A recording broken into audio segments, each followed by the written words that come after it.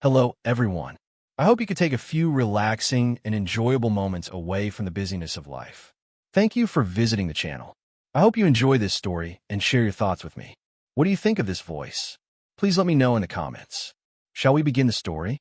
At Dock 7 on Aegis Spindle, Admiral Lydia Vance stopped beside a line of cargo lifters while a civilian foreman argued with a freight clerk over water reclaimers. The station floated above Helion Reach, Earth's main shield platform on that front. At this hour, it looked less like a fortress and more like a port trying not to fall behind. Lydia preferred that, because when stations looked too military, people forgot what they were protecting. She had come down because the ceasefire signing was scheduled for mid-morning. Before diplomacy tried to rename reality, she wanted one last look at ordinary work. The foreman saw her uniform and snapped straight. "Sorry, Admiral. We have a routing conflict." "You have a label conflict," Lydia said. "Routing comes after someone admits the labels are wrong." The clerk swallowed and handed her a slate. The shipment was simple and necessary. 220 reclamation membranes, one bank of irrigation filters, and a crate of composite heart-lung housings for the hospital in Red Basin. All of it now sat under a new designation that sounded administrative but was not. Once a shipment moved into a civilian corridor under outside oversight, strangers gained the right to inspect it, slow it, and decide whether local urgency mattered. Lydia read the routing note twice, then felt the whole station tilt in a way no one else noticed. "Who changed this?" she asked. "It came in with the latest harmonization packet from the ceasefire team," the clerk said. "Harmonization with whom?" "The mediation desk, Admiral." So the mediators had already started moving words around before the treaty was signed. Lydia handed the slate back. "Nothing leaves under that designation. Restore the original routing." "Admiral, if I do that, the paperwork will flag." "Let it flag. It could be read as non-compliance." "It is compliance," Lydia said, "with the last legal framework still in force." She turned to the foreman. "Get those reclaimers moving. If the mediation desk want to stop hospital parts from reaching Red Basin, they can do it in daylight with their names attached." The foreman nodded and started barking at his crew. The clerk stayed frozen. Lydia leaned toward him, not unkindly. "Lieutenant." "Yes, Admiral. If anyone asks, tell them I ordered it. And if they ask why, tell them I do not permit anyone to call Kepri Vale a civilian corridor until I know who plans to guard it, who plans to inspect it, and who plans to decide what counts as civilian life there." She left him with that and crossed the dock toward the service tram. Helion Reach was the front people on Earth had grown tired of hearing about. It had never given them a clean victory or a clean disaster. It just stayed dangerous enough to drain money, frighten markets, scatter convoys, and create funerals too steadily for the wound to close. Across Helion Reach, Earth faced the Thesker Combine, a tight block that wanted transit leverage, customs reach, and a guarantee that no major Earth defense line would sit this close to its interior lanes again. Earth wanted what every battered civilization wanted after a long border war: safety without surrender. The Galaxy Council had promised a ceasefire, mutual pullback, joint inspection, and shared oversight. Lydia had spent 3 months reading every version. Most of it looked like ugly peace. Then, 10 days earlier, Kepri Vale began appearing in side language where it had no business appearing. At first, it was a cross-reference, then a transit exemption, then annex wording that shifted the colony from defensive staging node to population-sensitive corridor. Each change looked explainable on its own, but together they formed a direction. That direction was simple once you said it plainly. Change the colony's name on paper, shift emergency lanes under outside review, then use that review to weaken local control without ever calling it seizure. Now that direction had reached Dock 7 and touched hospital parts. That was enough. The tram took her to the upper ring, where the command tier sat behind. Pressure doors and security glass. As soon as she stepped off, Commander Jonah Reeve fell in a stride beside her and handed her a pad. "The latest signing sequence," he said. "Ambassador Talon from Mediation Desk is asking whether the ceremonial review can begin on time."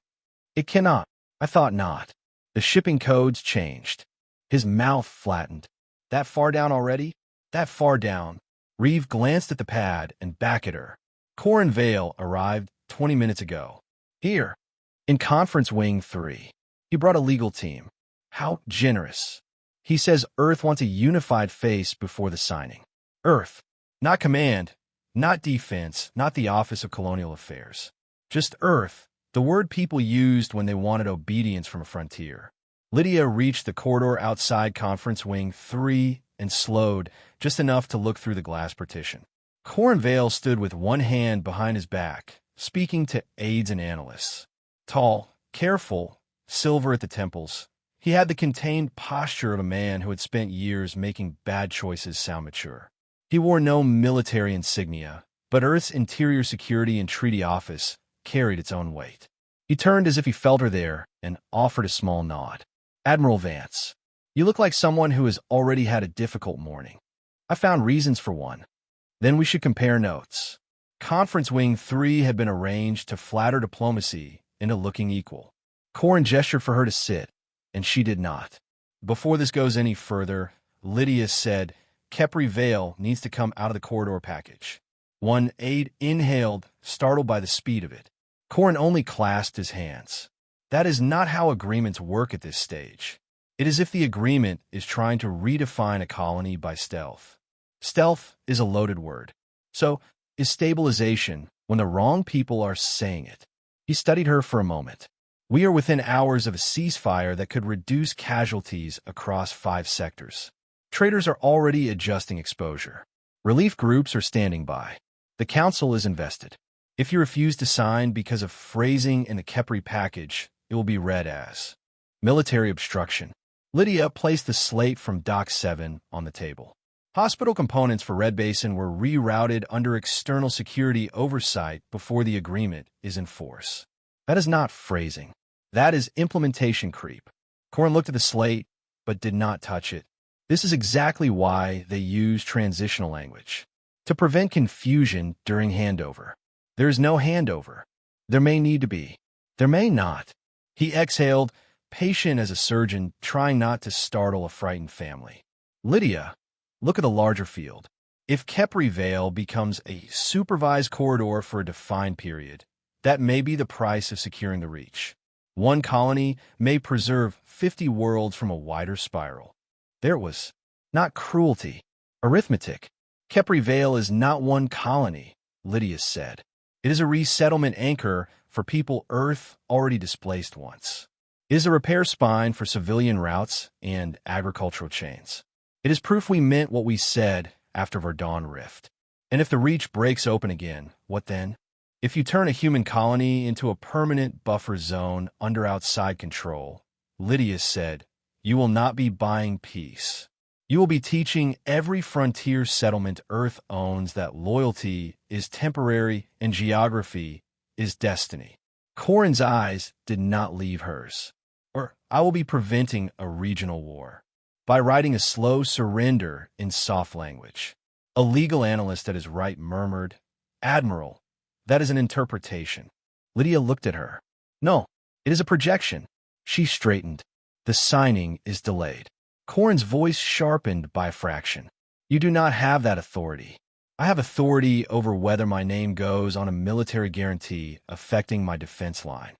The president can revoke that. He has not. Silence tightened the room. Corin finally said, if you do this, the story will move without you. It already has. She left before anyone could make the last word smaller. Within an hour, the story had indeed moved. A council briefing feed announced that the scheduled ceasefire review had been disrupted by last-minute defense objections from Earthfield Command. Editorial channels followed by, saying some within Earth Command still resisted the final window for peace. Then the framing turned personal. One segment described her as the admiral who had delayed a life-saving accord over colonial security concerns. By the time Lydia entered Central Command, her face had appeared on 3 floating panels above the tactical well. Someone muted the nearest one before she had to order it. The bridge crew looked busy enough to avoid staring, but not so busy that they had not seen the same thing she had. She moved to the main table. Kepri Vale glowed there in amber at the edge of the reach, One node among dozens if you did not know the freight histories, school rolls, labor rotations, hospital dependencies, and spare parts ledgers tied to it. People who wanted to spend it always benefited from distance. Reeve came up beside her. The mediation office is asking for formal cause. They can have formal cause when legal finishes the review. There is chatter from the outer freight unions. They do not like the corridor language. They notice the insurance triggers. Lydia asked. He nodded. If external oversight attaches, some Earth carriers lose sovereign protection premiums.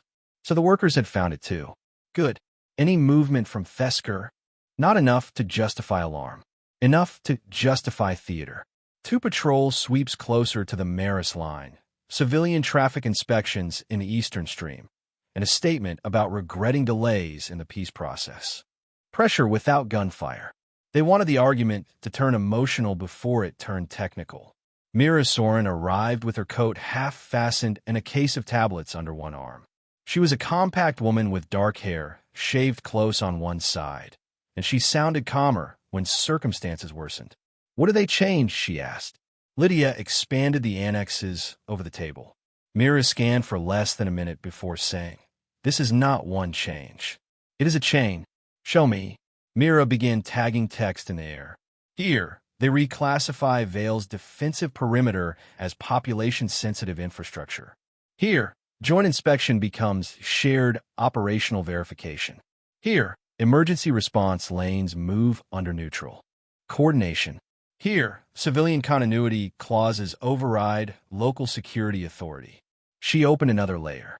This one looks harmless until you connect it to the custom schedule in Annex 12. That gives outside monitors effective control over what can be delayed for review. Then she summarized it so the structure could be heard clearly. They change the category first.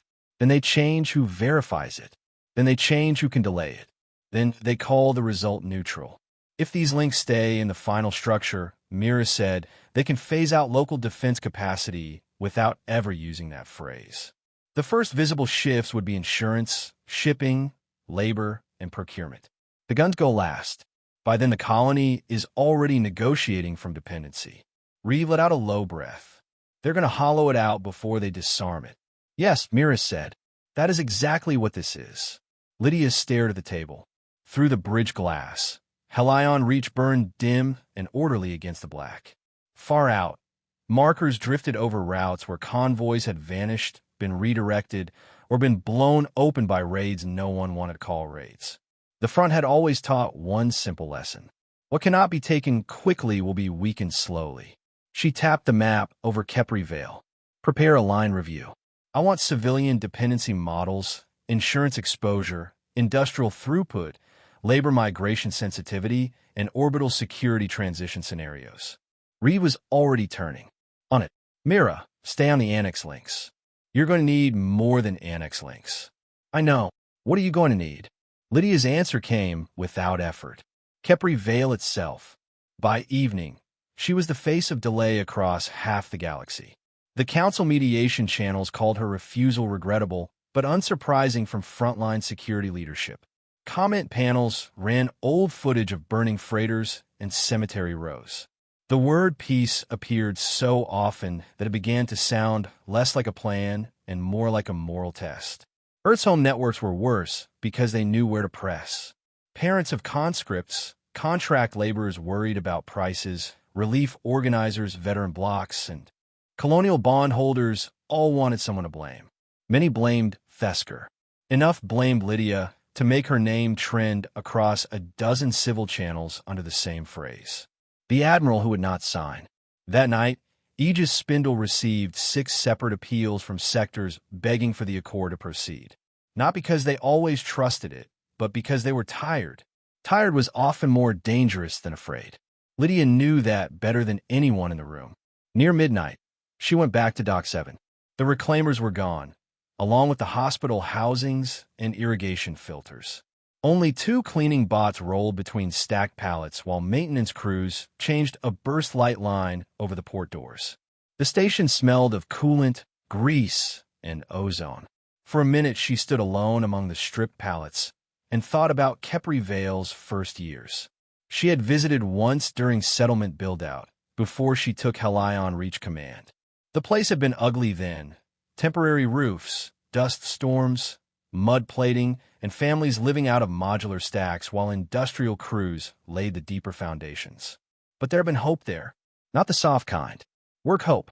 Most of the first-wave residents had come from worlds Earth had failed to keep secure during the Vardon Rift collapse. Kepri Vale was where they had been told the loss would stop. Build here, Earth had said. We will hold this line. Lydia looked up at the sealed port doors. I see you, you elegant thieves, she said softly into the empty dock. You do not even want the victory. You want the dependency. The next morning, Fesker patrols began their performance. No shots, no direct violations, just enough pressure to produce fear. A food convoy was held in a neutral stream. A passenger shuttle lost transponder guidance twice. 2 agricultural barges from Vale were boarded under an inspection rule, chosen mainly for insult.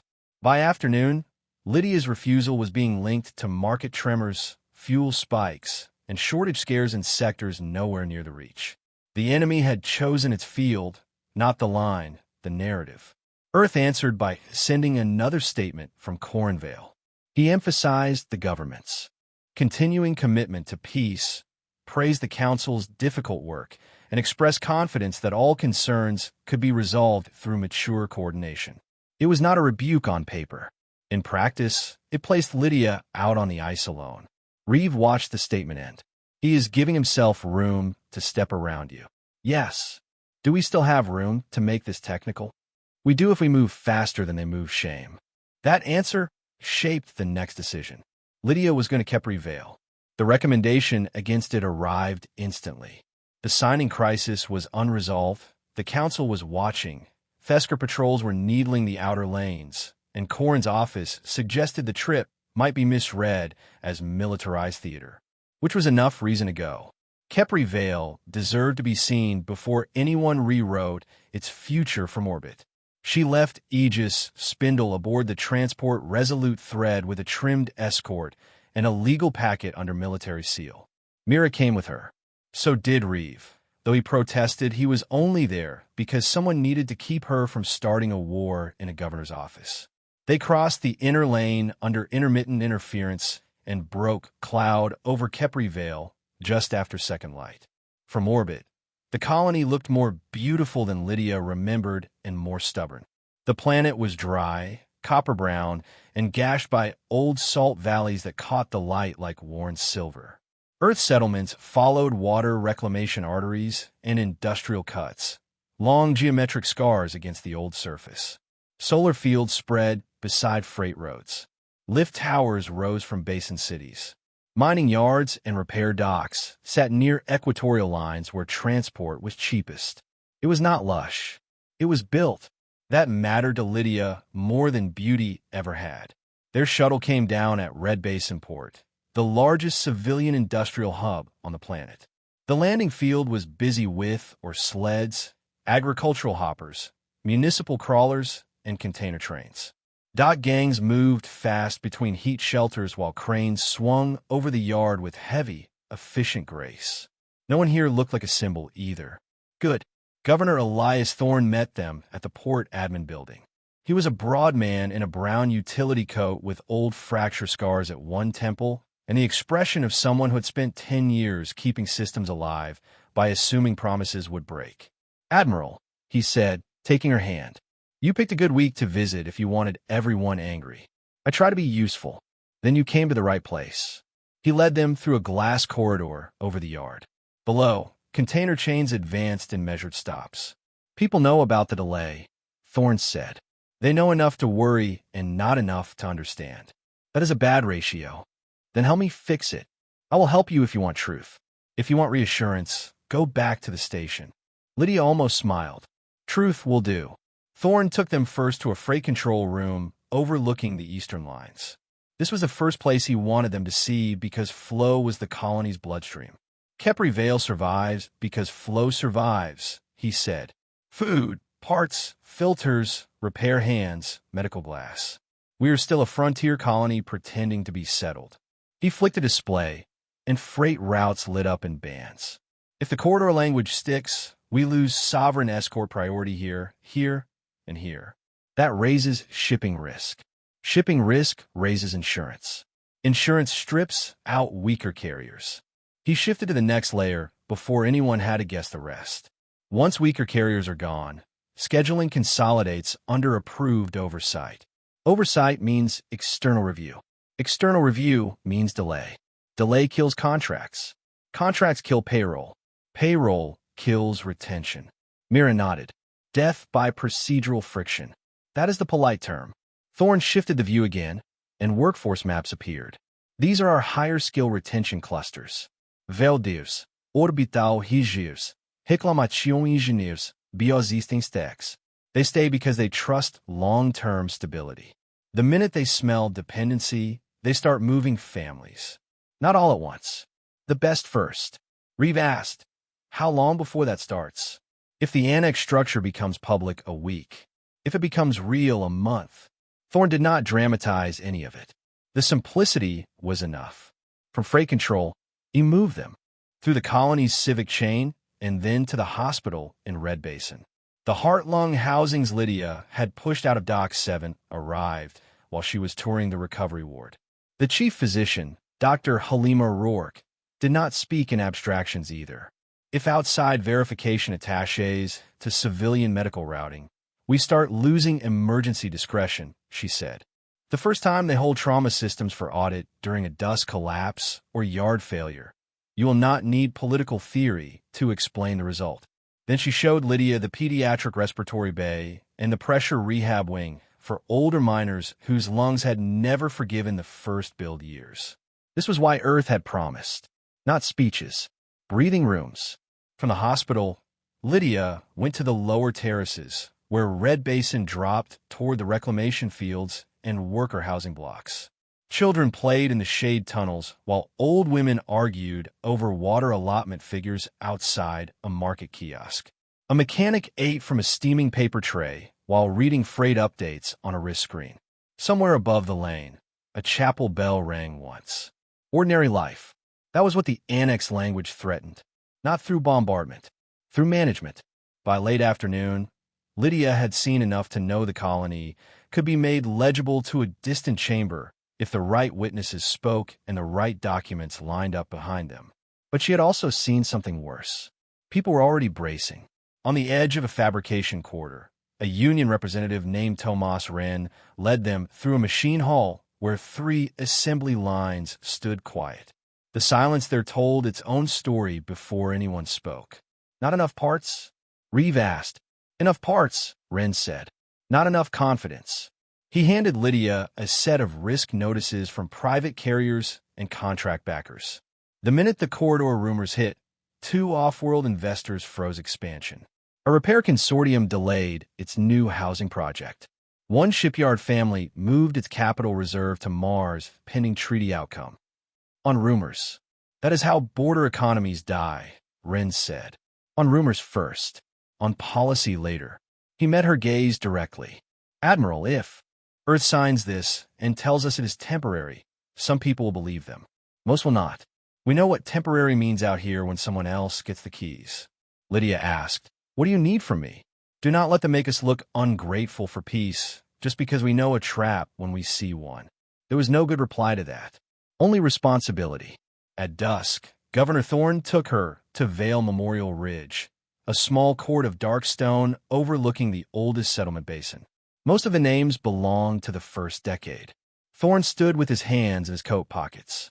Half the people here came from places Earth could not hold. You know that. Yes. They came anyway because they were told this one would be different. A warm wind moved over the stones. Lydia asked the question anyway. What happens if I fail? He considered the memorial before he answered. In the first year, not enough for the Corps to care. Some oversight, delays, reviews, new forms, new inspectors. A few good workers leave. Everyone says it is the cost of peace. In the third year, procurement dries at the edges. The best contracts go to approved outside firms. Local defense planning becomes ceremonial. We start asking permission to protect our own yards. He looked back over the basin lights. In the fifth year, the young stop building futures here. In the 7th, the council still exists, but most serious decisions happen somewhere else. In the 10th, people on Earth say Kepri Vale was never really self-sustaining. They say the transition was inevitable. They say it kindly. They say it with sadness. And by then the place still lives, so no one calls it a grave. War by other means was still war. Night brought the moral pressure. Sarah Lorne arrived with a council relief team from the Maris Ark, where civilian habitats had taken intermittent fire during the long negotiations. She was younger than Lydia expected, composed, clear-eyed, and wearing the plain gray of council field reconciliation rather than chamber colors. "I did not come to ambush you," Sarah said when they met in the governor's civic office. "I asked to speak because the story everywhere else has collapsed into slogans." Lydia motioned for coffee. "That is not new." "No, but the people with me are not symbols either." Sarah had brought survivors from damaged habitats and a transit cluster that had spent months under threat while ceasefire terms were argued in safer places. They were exhausted, not theatrical. One man had nerve tremors in both hands. A woman with a scar under one. I kept glancing at ceiling corners as if expecting alarms.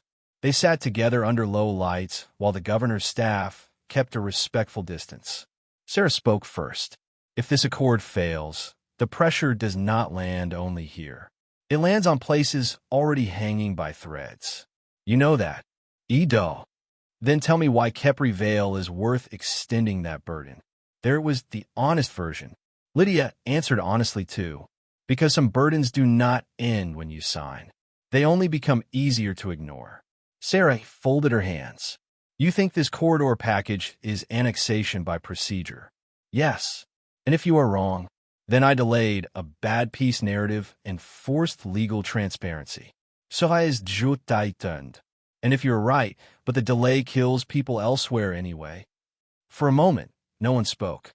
Then the man with the tremors said, with respect, "Admiral, every chamber says our suffering proves the need to sign. Every frontier says its own loss proves the need to refuse.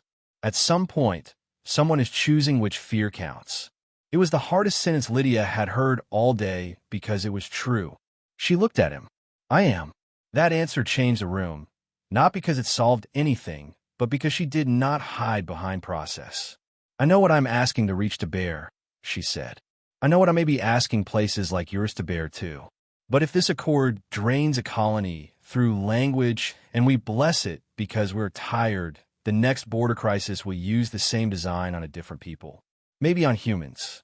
Maybe on someone else too weak to fight the paperwork." Sarah watched her for several seconds. "You sound less like an admiral than a witness." "I have had enough years to become both." After that meeting ended, the emotional argument no longer felt abstract. It now sat in the room with faces, fatigue, and a cost Lydia could not pretend away. Reeves said, "You made no friends." "I was not trying to." "Then what were you trying to do?" "Keep the argument moral without letting it stay abstract." Mira entered with a data case under one arm and a face that said the day had just worsened again.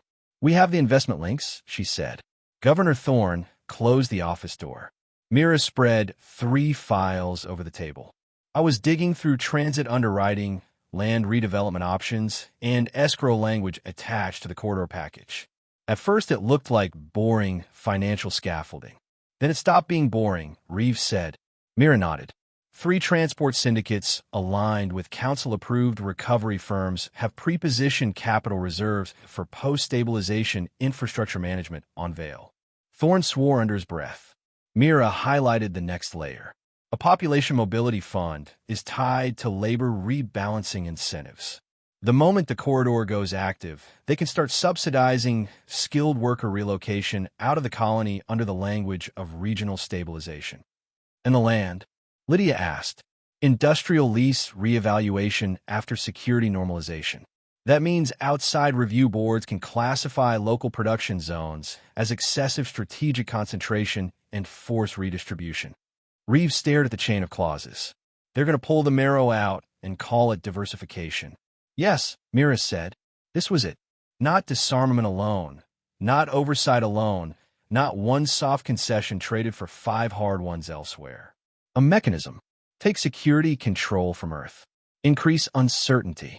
Raise operational cost. Offer outside solutions. Draw out skilled labor. Redirect capital. Shift land rights. Replace local authority with reviewed authority. Wait. Let the dependency deepen. Then reclassify the result as a naturally stabilized corridor. Anyone who protested later would look hysterical because the colony would still technically exist. A knock sounded at the door. Thorne opened it, and a comms officer stepped in pale. "Governor, the council has issued a formal summons." She looked at Lydia. "The Galactic Council requests Admiral Lydia Vance appear before the Grand Chamber of Concord to explain the military obstruction of the Halion ceasefire process and respond to concerns regarding frontier command influence over interstellar peace implementation." There was the language again. Not accuse, explain. Not surrender, implementation. Lydia took the slate and read the summons all the way through. "They move fast," Reeve said. "They were ready," Lydia replied. Mira asked, "Do you go?" "Yes." Corrin Vale called before midnight. The line opened to Corrin's office on Earth, elegant and dim behind him, far from freight yards and hospital bays. He urged her to sign a provisional concurrence and negotiate Vale protections later.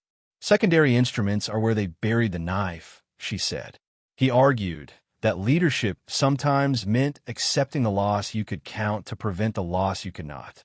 Lydia answered, "Sometimes leadership means refusing to count people you already promised to keep."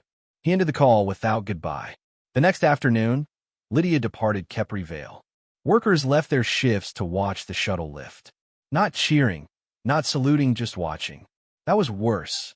Hope is lighter to carry than witness. Back at Aegis Spindle, she spent 16 straight hours building the case. Not a speech, a sequence. If she went into the Grand Chamber arguing only in the language of dignity and betrayal, they would drown her in casualty projections and call her emotional. If she went in as a pure technician, they would isolate each clause and bury meaning in procedure. So she built the bridge between those things. Mira arranged the annex chain. Reeve assembled route disruption data and patrol patterns. Thorne sent labor retention projections and council maps. Dr. Rourke sent medical routing risks, and Tomas Wren sent insurance triggers and contract forecasts. Sarah Lorne, to Lydia's surprise, sent a short statement confirming that the corridor language had never been openly explained to the civilian relief teams used to pressure the Accord. That mattered, not because it absolved anyone, because it proved selective transparency. The night before departure, Lydia reviewed the final structure alone in her quarters. Aegis Spindle hummed around her, familiar as bone. She studied the 10-year projection table until the numbers stopped feeling like numbers. Then she shut the display and sat in the dark with her hands folded. Beltran Fold came back then. It always did under the wrong light. 12 years earlier, before Helion Reach, before Kepri Vale mattered to her, Lydia had been a rising operations officer at Beltran Fold. Another border, another temporary demilitarization sold as breathing room for civilians. She had argued in favor of that framework, not out of weakness, out of faith. She had believed that time, once bought, could be used by decent people to build stability. Instead, Beltran became a lesson in managed erosion. First inspection, then transit dependency, then economic supervision, then local authority shrinking around every serious decision until the community there still had streets and schools but no real say over the conditions of its own future. No single moment had felt like conquest. That had been the genius of it. Years later, when Beltran's Young started, leaving in numbers no one could reverse, Lydia understood that some defeats arrived without banners. They came wearing the manners of administration. She had never spoken about her part in it, except in sealed review. Tomorrow, if necessary, she would. The shuttle from Meridian Seat launched under armed escort the next morning. Outside the viewport, Aegis Spindle became a bright spine in the black, and Kepri Vale vanished beyond the curve. Reeve sat across from her, strapped in with a case full of evidence slates. "You know they will try to make you answer the wrong question." "I know. They will ask why you oppose peace." "I know. So what is your first line? Lydia watched the stars turn. I did not oppose peace. I opposed a treaty designed to outlive its own lies. Meridian Seat was exactly what frontiers hated about civilized power. Mild air, broad avenues, silent arrivals, and a grand chamber built to make order feel inevitable. The Chamber of Concord rose under a domed lattice that refracted daylight into a soft silver glow.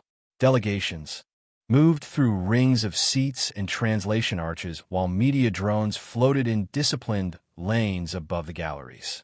Lydia entered beneath council sigils and felt, not for the first time, how systems preferred to shame people in beautiful rooms. She was not charged under criminal statute. She was there to address whether Earth Frontier Command had improperly obstructed the Helion peace framework and whether military authorities should retain discretionary power over treaty implementation affecting civilian stability. It was worse than a direct accusation because it made her seem like a structural problem. High Mediator Orin Casta wore the neutral white of chamber authority and the expression of a man determined to seem saddened by conflict rather than implicated in it. To Lydia's left sat the Thescor bloc delegation, led by envoy Salen Irix, whose face gave away nothing except long familiarity with patient pressure. To her right sat Earth's official contingent. Corin Vale did not look at her when she entered. Of course he did not. The galleries were full of reporters, observers, relief representatives, analysts, colonial lobbies, union screens, displaced families, and all the interests of a galaxy that liked to believe it watched history when what it mostly watched was leverage. The proceedings opened with numbers. Casualty estimates, refugee risk, trade exposure, relief delays. Numbers made compassion sound objective. Then the mediators turned to Lydia. Admiral Vance, said Orin Casta, do you deny that your refusal to sign the final military concurrence delayed a ceasefire expected to reduce suffering across multiple sectors? No, Lydia said. I delayed it. A ripple moved through the chamber, pleased by her candor and already preparing to weaponize it. Then explain why. Here it was. The wrong question. Lydia stood. She wore a full, dark command uniform without decorations beyond service bars. No medals. No cerimonial cape, no frontier theater. She would not let them say she came dressed for a moral pageant. I delayed it, she said, because the agreement presented to me was not only a ceasefire. It was also a long-term governance mechanism for Kepri. Vale, a human colony under Earth protection, and those provisions were hidden inside secondary language that no civilian body there was asked to approve. The Thescor delegation shifted as one. Casta said, the chamber recognizes disputed interpretations of implementation detail. But that does not answer why you place your judgment above a multilateral peace process. I did not place my judgment above peace, Lydia said. I placed the rights of a civilian colony above a treaty structure designed to remove those rights by increments. Salen Irix spoke for the first time. A dramatic claim. One unsupported by the text. Supported by the linked text, Lydia said. The chamber tried the first 3 lines of attack exactly as she had expected. The moral line came first. Screens lit with civilian losses from Maris Arc and the outer lanes. Relief workers described instability, and analysts described growing danger from delay. Sarah Lorne was called to testify that vulnerable sectors had pinned hope on the Helion Accord. She answered carefully. Yes, many civilians did, and the corridor provisions affecting Kepri Vale were never openly explained to those communities as part of the moral pressure used to urge rapid signature. A pause, not a rescue, but not the script they wanted. The legal line came second. Council advocates projected the treaty wording in fragments, clean and mild. Population-sensitive stabilization zone. Temporary security harmonization. Joint civil continuity verification. Neutral logistical review. Each piece by itself sounded almost charitable. That was the point. Then Corin Vale delivered the political line. Earth remains committed to peace. The question before us is not whether Kepri Vale matters. It does. The question is whether one frontier command should be permitted to override a multilateral stabilization process affecting millions. He did not attack Lydia personally. He did something more dangerous. He made her seem narrow. When it was her turn again, she did not answer with outrage. She answered with structure. Permission to present linked annex function. Casta hesitated. Salen objected at once. This is a chamber review, not a frontier briefing, Lydia said. Then let the chamber decide whether it prefers peace language without consequence, or consequence with the peace language attached. That bought her 6 seconds of silence. Sometimes 6 seconds was enough to crack a room. Casta allowed the presentation. Mira, seated at the evidence console below the witness tier, opened the sequence. Not words first. A map. Kepri Vale appeared over the chamber floor in pale amber, orbital lanes, freight arteries, council districts, fabrication zones, hospital routing, labor concentrations, and escort patterns. Then the first linked clause lit. Annex 7. Security Harmonization. This moves perimeter defense review from Earth Local Command to Joint External Verification. Another clause lit. Annex 12. Customs and Transport Compliance. This permits delay authority over classified dual-use industrial flows. Another. Annex 15. Civil Continuity Protection. This allows emergency civilian access priorities to override local security routing. Another. Recovery Instrument 3. Transitional Infrastructure Management. This opens industrial review under approved external contractors. Another. Population Mobility Fund B. Labor rebalance incentives for post-stabilization corridors. Now the connections mattered. Lydia began walking them through the first year. If Kepri Vale enters this structure, its heavy defense readiness is reduced first. That is sold as confidence building. Once readiness drops, carrier insurance recalculates, local operators lose sovereign risk protection, approved external carriers gain leverage, and freight delay authority increases. Civilian urgency language is then used to justify outside review of strategic shipments. By year 2, joint orbital verification replaces independent Earth security oversight at key nodes. The colony still functions. It also stops choosing the terms of its own survival. She kept going, but only as far as the room needed. Then industrial license reviews begin under transitional stabilization standards. Repair yards, fabrication lines, and metalworks become subject to regional balance assessment. Projects slow. Investors pull. Skilled labor takes the hint. The best engineers leave first. Families follow. Housing demand shifts. The tax-based contracts. Public services thin. Nothing collapses dramatically enough for this chamber to call it violence. The map changed. Not through explosion. Through subtraction. More outside firms. Fewer local carriers. Thinner workforce bands. Contract dependency. Council functions grade into advisory status. Defensive control nodes marked under external verification. Kepri Vale still exists in year 10, Lydia said. That is the beauty of the mechanism. It preserves the image of civilian life while removing self-determination from the people living it. She turned toward the high seats. This is not ceasefire alone. It is sovereignty erosion attached to ceasefire and protected by ceasefire's moral halo. No one interrupted. That was the first sign she had cut through. She continued, cold and now. If this framework is signed, Earth will not lose Kepri Vale in a week, a month, or even a year. That is why it is dangerous. This chamber will be able to say, truthfully in the shallow sense, that no invasion occurred, no annexation occurred, no forced mass removal occurred. And yet in 10 years, the colony will no longer belong to the people who built it, trusted it, and were promised it. She let the dim future state hover over the chamber floor. That is not peace. That is war extended by paperwork. The sentence landed harder than the room wanted to show. Salen Irix rose. A rhetorical flourish does not prove intent. No, Lydia said. The investment structures do. Mira opened the next set. Capital reserves aligned to post-stabilization management, redevelopment positions, labor relocation subsidies, lease reevaluation triggers, insurance leverage, and external contractor pre-approval. The chamber could no longer pretend the annexes were isolated. Yet systems do not surrender cleanly. Salen changed tactics. He requested release of sealed historical review material concerning Lydia's prior service at Beltranfold. Corin half rose as if to object, then did not.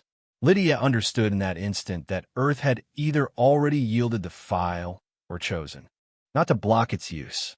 The chamber approved the release. Beltran appeared over the floor in archival gray. A prior demilitarization structure. Transitional inspection. Temporary oversight. Local contraction. Workforce drift. Authority transfer. Years of measured decline. Then Lydia's name in an old command endorsement attached to the implementation phase. The galleries stirred, some with vindication, some with delight, some with real shock. Salen spoke softly, which made him more dangerous. Admiral Vance asks this chamber to fear a pattern she herself once helped administer. Either the structure is legitimate and her present objections are political, or it is illegitimate and her own record is stained by the same crime she now attributes to others. There it was. Not just hypocrisy, disqualification. If she defended Beltran, she destroyed Kepri Vale. If she condemned Beltran, she condemned herself. The chamber watched for a denial. Lydia did not give them one. She looked at the Beltran archive until the old knot in her chest became something plain enough to speak. Yes, she said. The room leaned toward her. Yes, I supported the Beltran temporary demilitarization 12 years ago. I believe time bought under supervision could rebuild trust and prevent wider harm. I was wrong. Beltran taught me that a community can be defeated without bombardment, by review, delay, approved contracts, labor flight, and then by being described as naturally reduced. I know what this design does because I helped carry one version of it into the world before I understood the full cost. She let the chamber sit with it. That is not a reason to ignore my warning. It is the reason my warning has weight. For the first time that day, Corin Vale looked at her fully, not with agreement, with recognition. He had wanted her narrow. She had become broader than the frame. Orin cast a call for recess. The chamber broke into chaos, still elegant enough to call itself procedure. Delegates clustered, advisors rushed data screens, reporters whispered into field mics, and union feeds flared. Lydia remained at her station. Reeve appeared beside her first. That landed. Not enough. No, but landed. Mira came next. The labor funds are blowing up on the external legal nets. Someone leaked the contractor names. Us. Not me. Lydia thought of Sarah Lorne. Interesting. Corin approached last. Everyone around them pretended not to notice. You used Beltran, he said quietly. They used Beltran. You made it yours. It was mine.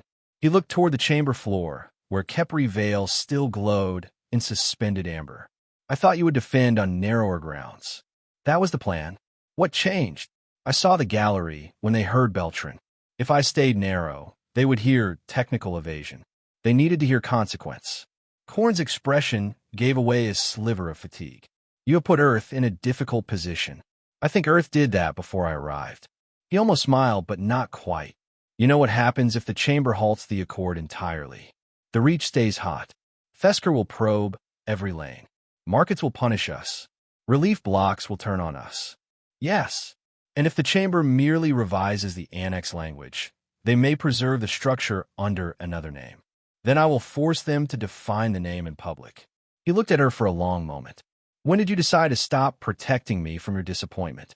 I never had contempt for you. What then? Disappointment, she said. That one went through. When the chamber reconvened, the room had changed. Not in favor, in caution.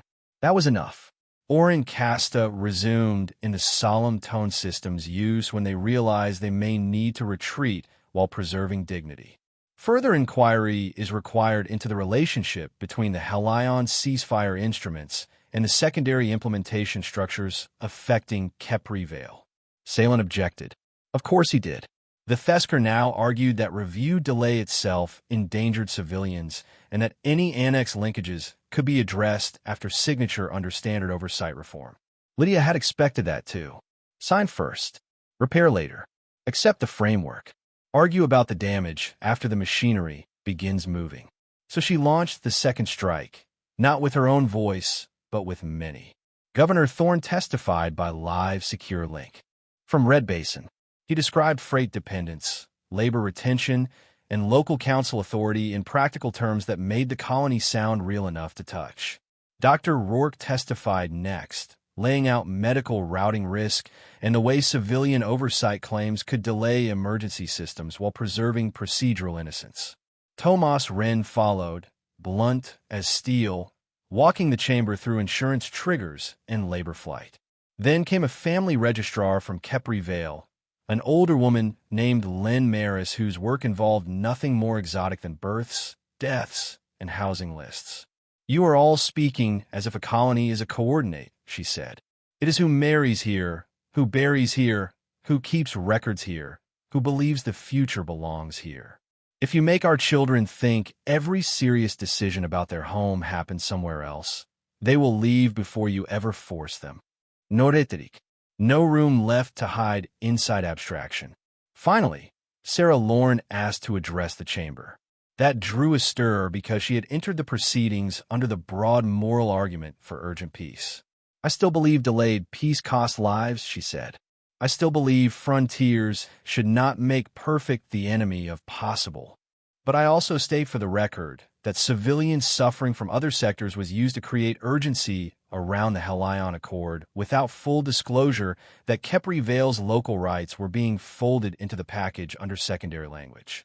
That omission matters. Consent built on omission is not honest peace work." The chamber shifted again. A member from the Talarian Cooperative rose. "If this model stands for Earth today, it stands for minor polities tomorrow." Another from the Ivan Assemblies added, "No recovery framework should be allowed to alter local civil authority without direct community ratification." That was how systems started to crack. Not an applause. In precedent fear. The final push came from Lydia because it had to. She stood one last time. "I'm not asking this chamber to love Earth. I'm not asking you to trust military officers by instinct. I'm asking you to decide what law is for." Her words carried without force. "If law exists to make unequal bargains sound orderly, then sign this treaty. Call it peace. Call Kepri Vale protected while you're removed from it. Piece by piece, the ability to decide who guards its orbit, who runs its freight, who licenses its industry, who speaks for its councils, and what future its children are allowed to believe in." The chamber had no sound now except her voice. But if law exists to stop stronger systems from dressing domination in process, then you know what this is. And if peace exists for anything worth the word, it cannot mean asking one community to become a permanent sacrifice zone so everyone else can feel mature about violence they did not have to watch. She looked directly at the high seat. Kepri Vale is not refusing peace. Kepri Vale is refusing to disappear politely. That line moved through the galleries like a current. Oren Casta closed deliberations. The wait stretched for hours, long enough for the chamber light to change and for legal teams to look tired rather than dangerous. Reeve eventually said, "Whatever happens, that line is going to spread." "I did not come for lines." "I know." Corin stood apart with Earth's delegation and conferred in low voices. Twice he looked as if he might approach her. Twice he did not. When the chamber returned, no one stood. The ruling came from the high seat in measured sequence. The Helion ceasefire package, in its current form, was suspended pending full structural review. All annexes affecting Kepri Vale security, civil authority, industrial licensing, labor mobility, and logistics oversight were frozen. An independent inquiry would examine whether secondary instruments had been used to alter local sovereignty without transparent consent. Pending review, no stabilization agreement in council jurisdiction could lawfully attach demilitarization, civilian governance reduction, labor redistribution, or external logistics control to a protected community without explicit public ratification by that community and full chamber disclosure. It was not a declaration of Earth's virtue. It was better. It was a rule. The room absorbed it in fragments. Fesker Fury came first, then council. Legal shock, then media scramble, then the low-spreading understanding that this was bigger than Helion reach. Lydia let herself breathe once. Only once. because the ruling was not the end. Salen Irix rose to protest that suspension rewarded intransigence and endangered current civilian populations. Casta answered before anyone else could. The chamber is not endorsing continued conflict. It is refusing to treat concealed transfer mechanisms as peace implementation. There was not victory music, recognition, cold and clean. Afterward, the galleries broke discipline. Conversations swelled, legal teams argued, and Kepri Vale's local stream crashed twice from traffic. Lydia did not stay. The reach was still dangerous. The ceasefire was suspended rather than solved, and Earth would soon decide how much of this ruling it wanted to own. But Kepri Vale would not be signed away that day. As she left the chamber, Sarah Lorne caught up with her in the outer arcade, where reflective pools turned silver under evening light. "You changed the frame," Sarah said. "We changed it." Sarah gave a tiny shake of her head. "I corrected an omission. You changed the frame." Lydia looked out over the water. "You still think delay costs lives?" "Edo." "So do I." Sarah's face tightened with something like reluctant respect. "Then maybe the hard part is admitting that some agreements ask the wrong people to pay for the lives they claim to save." "Yes," Lydia said. They parted there, not as friends and not as enemies, but as two women who had looked at the same moral wound from different angles and found the bone beneath it. Corin came to her after that, beneath the portico where Earth's transport detail waited. Security officers held back far enough to respect the theater of privacy without surrendering the reality of surveillance. "The president's office will support the review outcome publicly," he said. "Of course it will. You are not making this easy." "I was not hired for easy." A flicker of dry recognition passed across his face. Then he said the sentence Lydia had never expected from him. "I thought you were seeing too narrowly from the frontier. And now I think the rest of us got used to calling distance wisdom." That was as close to apology as Corin Vale knew how to come. Lydia accepted it because there was no value in asking for a softer man than the one before her. "The reach is still yours to stabilize," he added. "Without the accord. It always was." He looked back toward the chamber doors. "You realize you have created a problem for half the galaxy." "Good." This time the almost smile reached one corner of his mouth. Then he was gone. The flight back to Helion Reach was quieter than the flight out. Reeves slept for 2 hours strapped into his seat, and Mira spent most of the transit sending follow-up demands to inquiry offices before they could soften their own order with procedural fog. Lydia watched the stars and let the adrenaline leave by degrees. She did not feel triumphant. She felt tired in the right way. On approach, Aegis Spindle appeared against the dark like a lit spine again, workmanlike and unsentimental. The same station, the same loaders, the same waiting ships. The same people who would still have to move food, membranes, sealants, and medicine tomorrow whether history had shifted or not. That steadied her more than any ruling. A command honor detail met her at the lock, but she waved them off after the formal acknowledgement and went straight to operations. The line had not erupted while she was gone. Thesker probes continued in cautious patterns, testing whether chamber shame would translate into tactical restraint. Convoys still needed escorts, and risk still lived in every lane. No one in the command well mistook a legal victory for safety. Good. Lydia hated false weather. 2 days later, the first direct uplink from Kepri Vale arrived. Not a governor's speech or a staged ceremony. A public council feed from Red Basin. Workers filled the chamber and spilled into the outer hall. Families watched from wall screens. Governor Thorne stood at the center table, looking as if he had not slept. Len maris clucet registris slatis. Tomas Wren pretended he was not emotional and failed. Thorne addressed the feed in simple terms.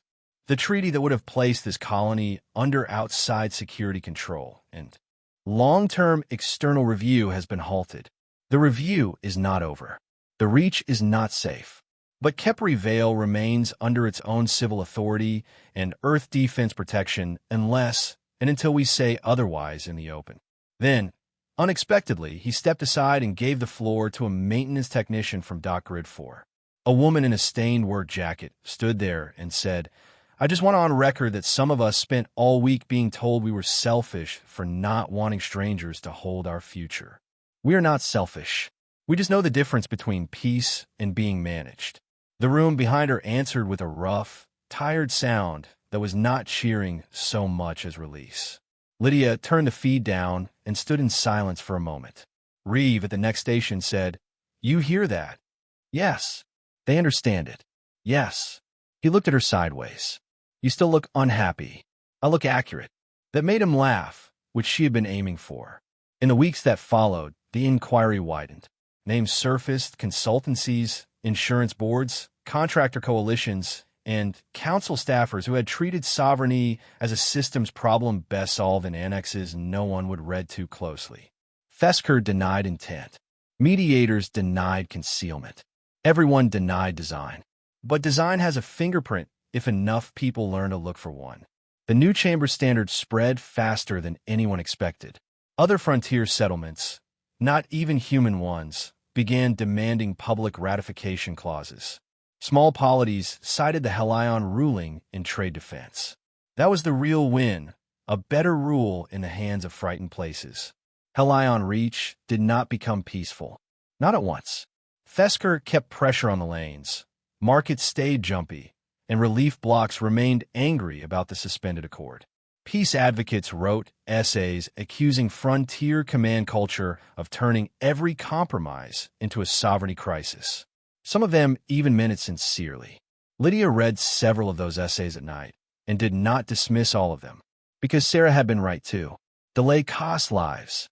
The hard part was knowing that some costs become permanent if paid in the wrong currency.